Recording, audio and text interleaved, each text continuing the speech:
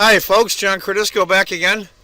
Here we are, game 2 of the World Chess Championship 2018.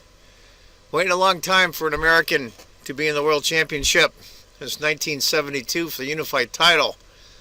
As white, current world champion Magnus Carlsen from Norway, and as black, Fabiano Caruana from the United States. I didn't realize Fabiano is only 3 rating points behind Magnus now. Of course, it's really high, 28-35 and 28-32 respectively. In the first game, Magnus was really pressing, really had Fabiano on the ropes, then he miscued. And Fabiano hung on to draw. Lucky escape. Let's see how they do in game 2. So let's get to it. Carlsen's white, Fabiano Caruana is black. I'll go through the opening a little bit here. Going to be a Queen's Gambit declined with a Bishop B4 variation. Interesting. Now these guys have been practicing and studying and training, and I'm sure they're going to pull out their novelties. This is the World Championship. If you're going to do it, now's the time. Castle. E3. Fabiano goes C5 right away. Normally I think knight C6 and then knight E5 is usual course. But after D takes, B takes, Queen C2, knight comes up, A3. Don't want that pesky knight or bishop getting to the B3 square. That would be a big pain in the behind. This square here, you're the knight. Queen A5, Rook D1, Rook D8, Bishop E2. Interesting though, I think, instead of after Rook D1,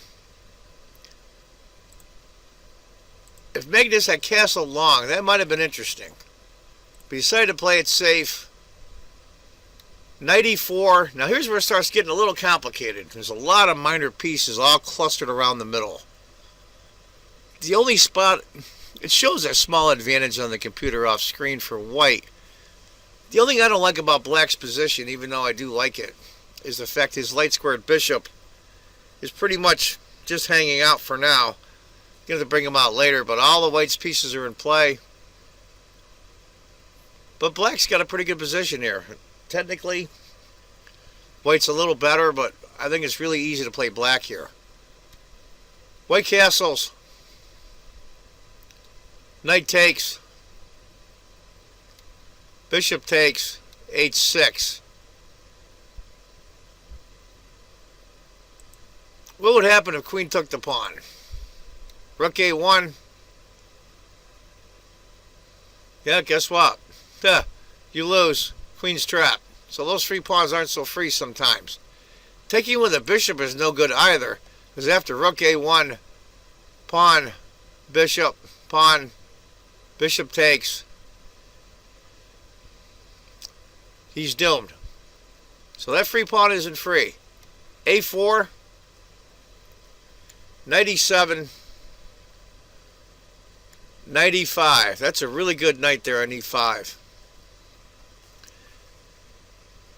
So let's recap here. Oddly enough, the computer off screen shows a tiny advantage for black. I'll tell you the truth, I really don't care for white's position because of one simple reason. I just don't like these pawns. I just don't like them at double, that they're really, really messed up.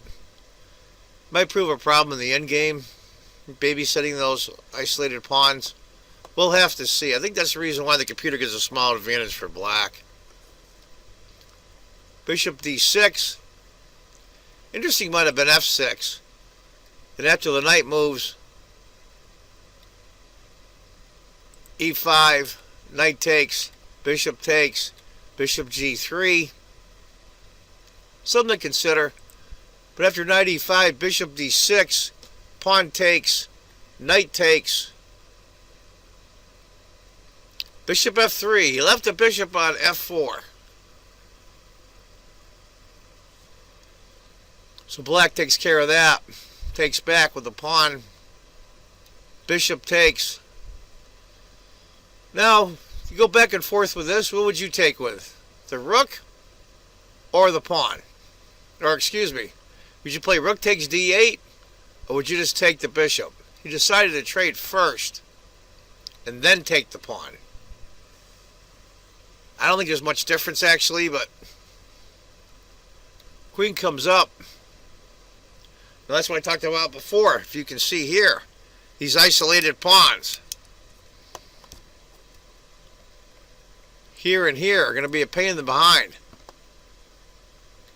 Rook b1.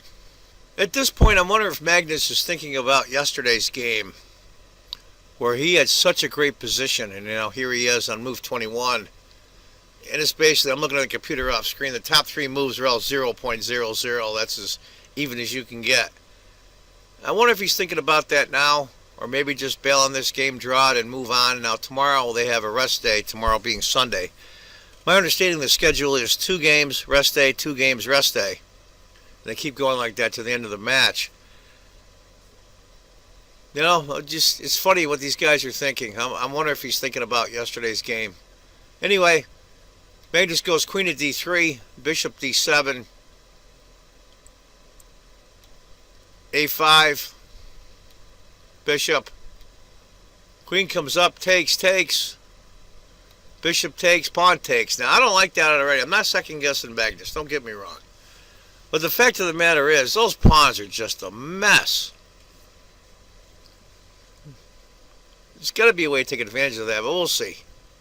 King f8. Now the king comes over. c4. Get the other pawn rolling. Make him push the pawn there. c5. Of course, he can't take. King's got to come up. Pawn takes. Pawn takes.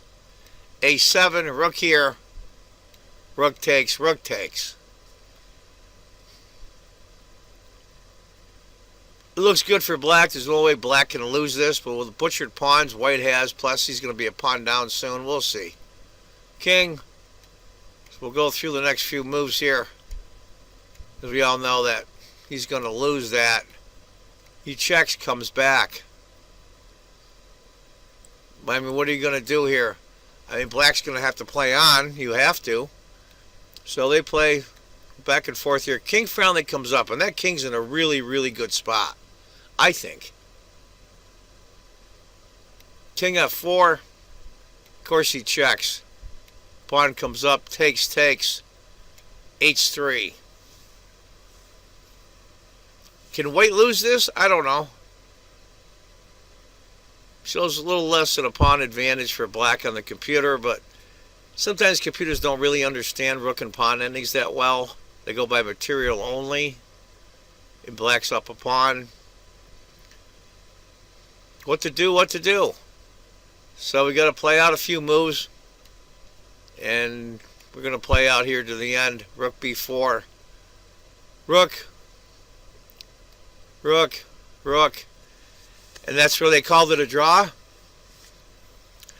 I think it was a decent game. I think with white's pawn structure, though, Fabiano could have done a little bit better even before the ending. But it's tough. These guys are under a lot of pressure. Fabiano's under a ton of pressure being the challenger, and Magnus is under pressure for a different reason, because now he has something to lose. If you remember, if I'm not mistaken, he tied his match with Caruana last time and had to play tie-break games. And as the world champion, well, maybe not so good. But anyway, folks, there it is. Game 2 of the World Chess Championship 2018 being played in London, England. Tomorrow is a rest day, Sunday, so Game 3 will be on Monday, so stay tuned for that. There's multiple outlets to watch the game on. There's the organizers channel where you pay and get a lot of extra videos. Gosh, you go on YouTube, there's 3 or 4 channels doing it live. Chess24 is also doing it. Just a number of them. I watch the St. Louis Chess Club and Scholastic Center's feed on their YouTube channel. They seem to be the best ones. When Maurice, Ashley, Yasser Sarawan, and Jennifer Shahadi. So that's the one I watch. That's pretty good. But what you watch, your own taste is your own taste. as long as you get to see the games. So there you have it, folks. Till next time, remember, if you think chess is just a game, you're not playing it right. Take care, folks. Bye-bye.